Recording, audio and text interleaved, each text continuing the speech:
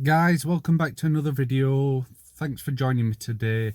Today I want to talk about how to reset the brake pad service warning light on a BMW 2013 F30 3 Series. Now, this is a similar process for a few models, I believe the F30, the F31, the F34 and maybe the F36. It's the same process for anyone with the same instrument cluster that you see in front of you.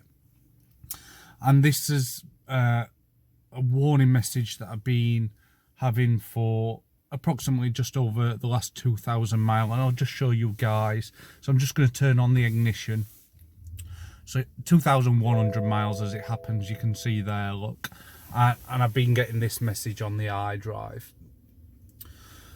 So we'll jump into it and I'll show you how to reset this this issue. And it's quite straightforward actually. So I'm just going to press and hold this button here in the bottom left hand corner of the cluster, and I'm going to hold it for about 3 seconds, 4 seconds, something like that. So I've just press and hold that. There we go, and I get this message up there, look, saying reset possible. So I'm going to press and hold again, and I'm going to let go, and it says perform reset. So again, I'm going to press and hold, and then it says reset in progress there, as you see. And there we have it, reset successful.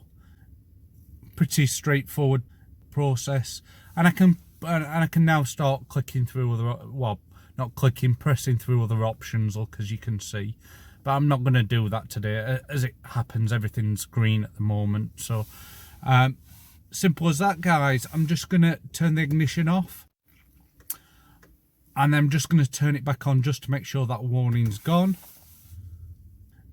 As you can see now, look, there's no red round the vehicle, and it's saying servicing 17,000 miles. So that's great. Thanks for watching, guys. As always, if you like this video, please like and subscribe below. Many thanks. Peace out.